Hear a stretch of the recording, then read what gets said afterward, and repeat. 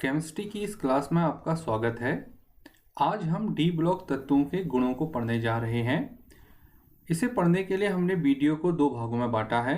D block तत्वों के कुछ गुणों का अध्ययन हम वीडियो के पहले भाग में करेंगे और जो गुण बच जाएंगे उनका अध्ययन हम वीडियो के दूसरे भाग में करेंगे।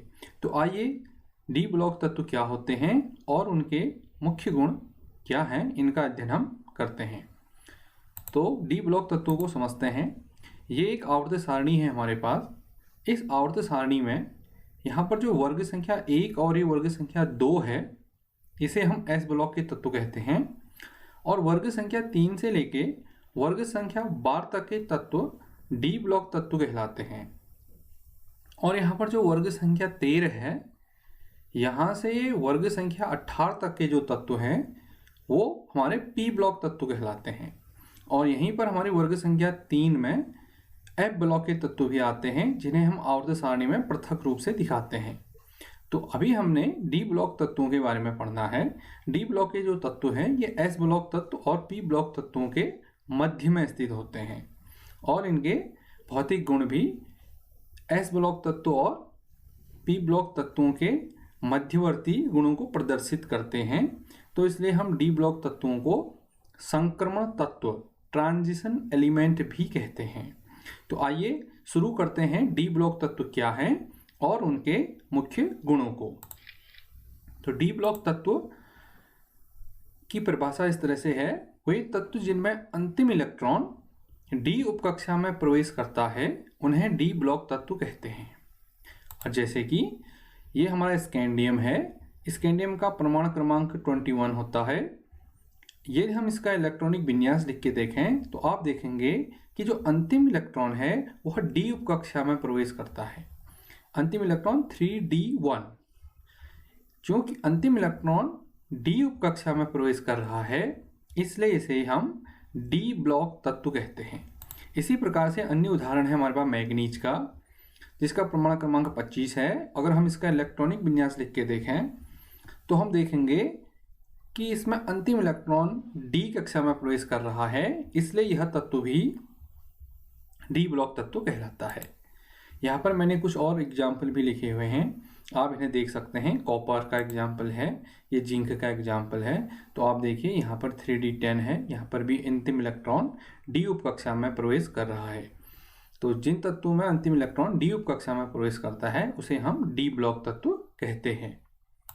अब आगे देखते हैं। देखिए, डी ब्लॉक तत्वों को संक्रमण तत्व भी कहते हैं। मैंने आपको पहले भी बताया है कि डी ब्लॉक तत्व एस और पी ब्लॉक तत्वों के मध्य में स्थित होते हैं, ये संक्रमण तत्व कहलाते हैं।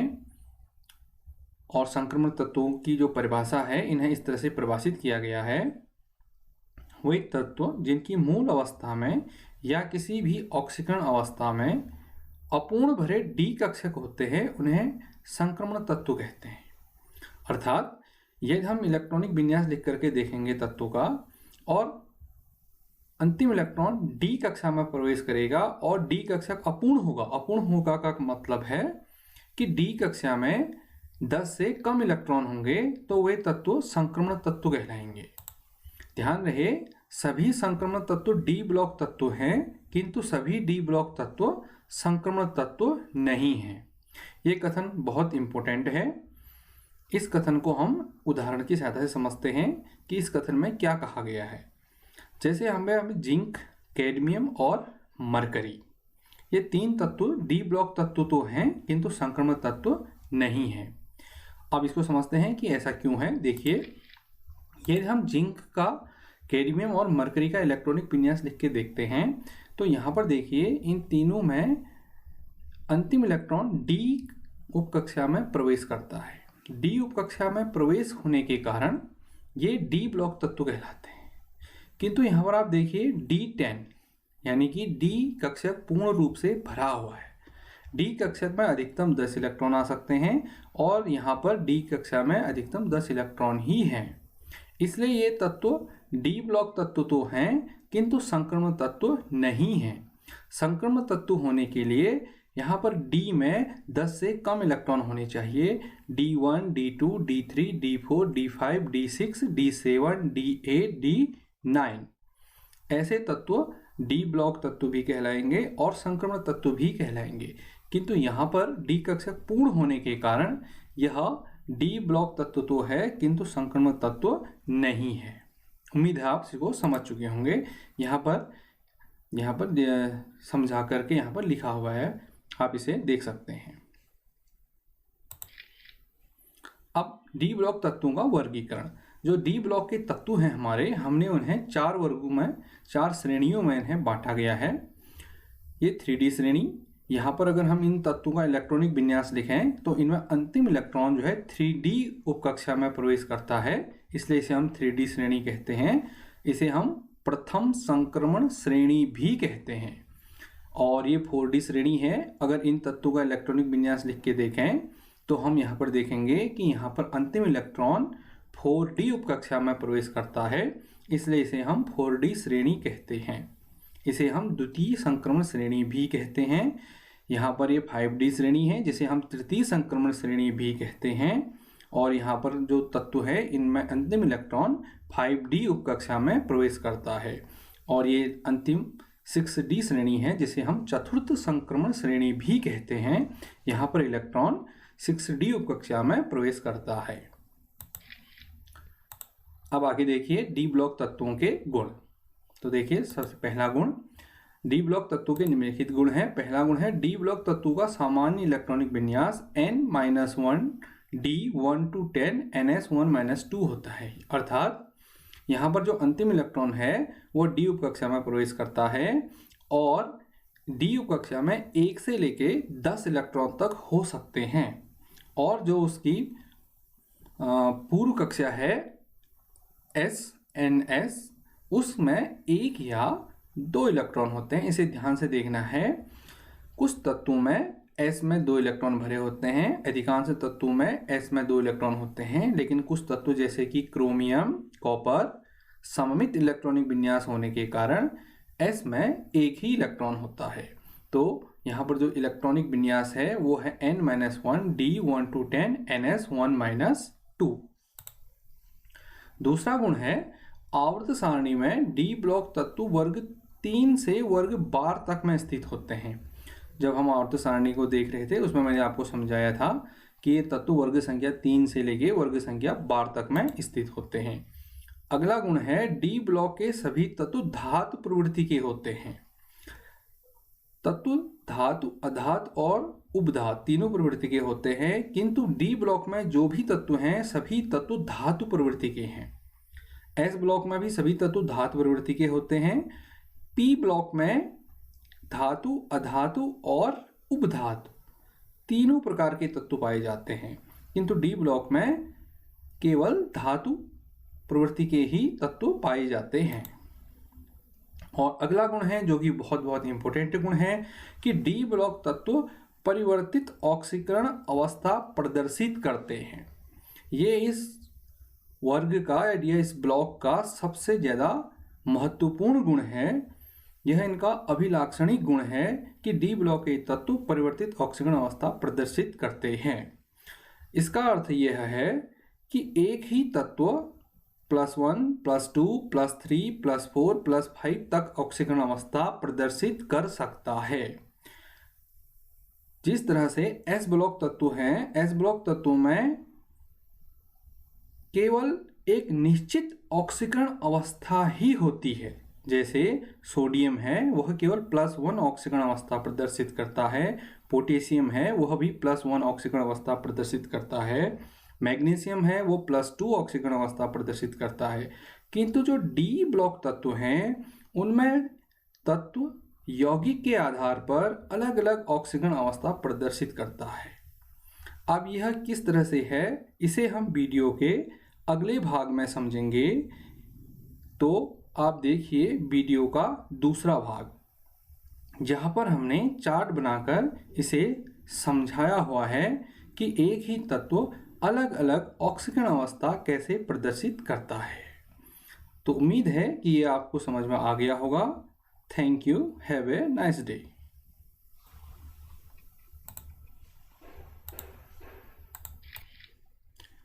केमिस्ट्री की इस क्लास में आपका स्वागत है। आज हम डी ब्लॉक तत्वों के गुणों को पढ़ने जा रहे हैं। इसे पढ़ने के लिए हमने वीडियो को दो भागों में बांटा है। डी ब्लॉक तत्वों के कुछ गुणों का अध्ययन हम वीडियो के पहले भाग में करेंगे और जो गुण बच जाएंगे उनका अध्ययन हम वीडियो के दूसरे भाग में करेंगे। तो आइए डी ब्लॉक तत्व क्या होते हैं और उनके मुख्य गुण क्या हैं, इनका अध्ययन हम करते हैं। तो डी ब्लॉक तत्वों को समझते हैं। ये एक आवर्त सारणी है हमारे पास। इस आवर्त सारणी में यहाँ पर जो वर्ग संख्या 1 और ये वर्ग संख्या 2 है, इसे हम एस ब्लॉक के तत्व कहते हैं। और वर्ग संख्या 3 से लेके वर्ग संख्या 12 तक के तत्व डी ब्लॉक तत्व कहलाते हैं। और यहाँ पर जो वर्ग संख्या 13 है, यहाँ से वर्ग संख्या 18 तक के जो तत्व हैं वो हमारे पी ब्लॉक तत्व कहलाते हैं। और यहीं पर हमारी वर्ग संख्या 3 में एफ ब्लॉक के तत्व भी आते हैं, जिन्हें हम आवर्त सारणी में पृथक रूप से दिखाते हैं। तो अभी हमने डी ब्लॉक तत्वों के बारे में पढ़ना है। डी ब्लॉक के जो तत्व हैं ये एस ब्लॉक तत्व और पी ब्लॉक तत्वों के मध्य में स्थित होते हैं और इनके भौतिक गुण भी एस ब्लॉक तत्व और पी ब्लॉक तत्वों के मध्यवर्ती गुणों को प्रदर्शित करते हैं। तो इसलिए हम डी ब्लॉक तत्वों को संक्रमण तत्व, ट्रांजिशन एलिमेंट भी कहते हैं। तो आइए शुरू करते हैं डी ब्लॉक तत्व क्या हैं और उनके मुख्य गुणों को। तो डी ब्लॉक तत्व की परिभाषा इस तरह से है, वे तत्व जिनमें अंतिम इलेक्ट्रॉन डी उपकक्षा में प्रवेश करता है उन्हें डी ब्लॉक तत्व कहते हैं। और जैसे कि ये हमारा स्कैंडियम है, स्कैंडियम का परमाणु क्रमांक 21 होता है। यदि हम इसका इलेक्ट्रॉनिक विन्यास लिख के देखें तो आप देखेंगे कि जो अंतिम इलेक्ट्रॉन है वह डी उपकक्षा में प्रवेश करता है। अंतिम इलेक्ट्रॉन 3d1। क्योंकि अंतिम इलेक्ट्रॉन डी उपकक्षा में प्रवेश कर रहा है इसलिए इसे हम डी ब्लॉक तत्व कहते हैं। इसी प्रकार से अन्य उदाहरण है हमारे पास मैग्नीज का, जिसका परमाणु क्रमांक 25 है। अगर हम इसका इलेक्ट्रॉनिक विन्यास लिख के देखें तो हम देखेंगे कि इसमें अंतिम इलेक्ट्रॉन डी कक्षा में प्रवेश कर रहा है, इसलिए यह तत्व भी डी ब्लॉक तत्व कहलाता है। यहाँ पर मैंने कुछ और एग्जाम्पल भी लिखे हुए हैं, आप इन्हें देख सकते हैं। कॉपर का एग्जाम्पल है, ये जिंक का एग्जाम्पल है। तो आप देखिए यहाँ पर 3d10 है, यहाँ पर भी अंतिम इलेक्ट्रॉन डी उपकक्षा में प्रवेश कर रहा है। तो जिन तत्वों में अंतिम इलेक्ट्रॉन डी उपकक्षा में प्रवेश करता है उसे हम डी ब्लॉक तत्व कहते हैं। अब आगे देखते हैं। देखिए, डी ब्लॉक तत्वों को संक्रमण तत्व भी कहते हैं। मैंने आपको पहले भी बताया है कि डी ब्लॉक तत्व एस और पी ब्लॉक तत्वों के मध्य में स्थित होते हैं, ये संक्रमण तत्व कहलाते हैं। और संक्रमण तत्वों की जो परिभाषा है, इन्हें इस तरह से परिभाषित किया गया है, वे तत्व जिनकी मूल अवस्था में या किसी भी ऑक्सीकरण अवस्था में अपूर्ण भरे डी कक्षक होते हैं उन्हें संक्रमण तत्व कहते हैं। अर्थात यदि हम इलेक्ट्रॉनिक विन्यास लिख करके देखेंगे तत्वों का और अंतिम इलेक्ट्रॉन डी कक्षा में प्रवेश करेगा और डी कक्षक अपूर्ण होगा। अपूर्ण होगा का मतलब है कि डी कक्षा में 10 से कम इलेक्ट्रॉन होंगे तो वे तत्व संक्रमण तत्व कहलाएंगे। ध्यान रहे, सभी संक्रमण तत्व डी ब्लॉक तत्व हैं, किंतु सभी डी ब्लॉक तत्व संक्रमण तत्व नहीं हैं। ये कथन बहुत इंपॉर्टेंट है। इस कथन को हम उदाहरण की सहायता से समझते हैं कि इस कथन में क्या कहा गया है। जैसे हमें जिंक, कैडमियम और मरकरी, ये 3 तत्व डी ब्लॉक तत्व तो हैं किंतु संक्रमण तत्व नहीं हैं। अब इसको समझते हैं कि ऐसा क्यों है। देखिए, यदि हम जिंक का, कैडमियम और मरकरी का इलेक्ट्रॉनिक विन्यास लिख के देखते हैं तो यहाँ पर देखिए इन तीनों में अंतिम इलेक्ट्रॉन डी उपकक्षा में प्रवेश करता है। डी उपकक्षा में प्रवेश होने के कारण ये डी ब्लॉक तत्व कहलाते हैं। किंतु यहाँ पर आप देखिए D10 यानी कि डी कक्षक पूर्ण रूप से भरा हुआ है।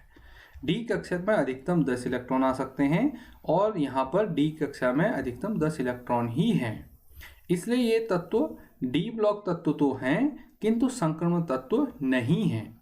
संक्रमण तत्व होने के लिए यहाँ पर डी में 10 से कम इलेक्ट्रॉन होने चाहिए। D1, D2, D3, D4, D5, D6, D7, D8, D9 ऐसे तत्व डी ब्लॉक तत्व भी कहलाएंगे और संक्रमण तत्व भी कहलाएंगे।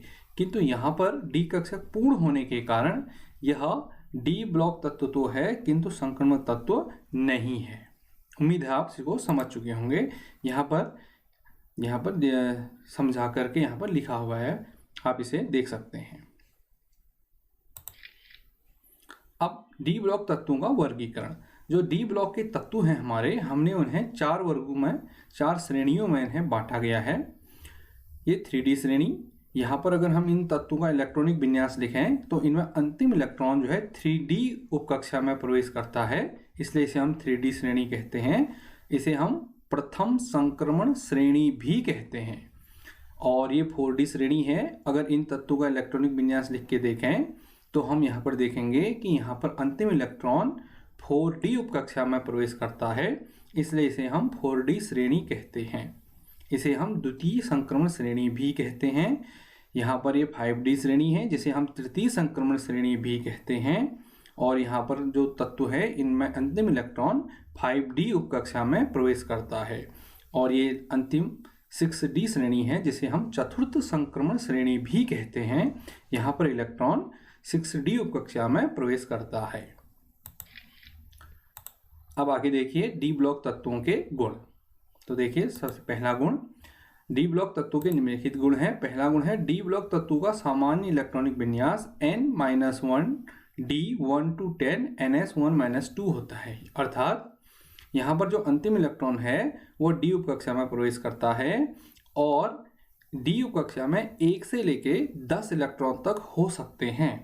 और जो उसकी पूर्व कक्षा है ns, उसमें 1 या 2 इलेक्ट्रॉन होते हैं। इसे ध्यान से देखना है। कुछ तत्वों में s में 2 इलेक्ट्रॉन भरे होते हैं, अधिकांश तत्वों में s में 2 इलेक्ट्रॉन होते हैं। लेकिन कुछ तत्व जैसे कि क्रोमियम, कॉपर सममित इलेक्ट्रॉनिक विन्यास होने के कारण s में 1 ही इलेक्ट्रॉन होता है। तो यहाँ पर जो इलेक्ट्रॉनिक विन्यास है वो है n-1 d 1 to 10 ns1-2।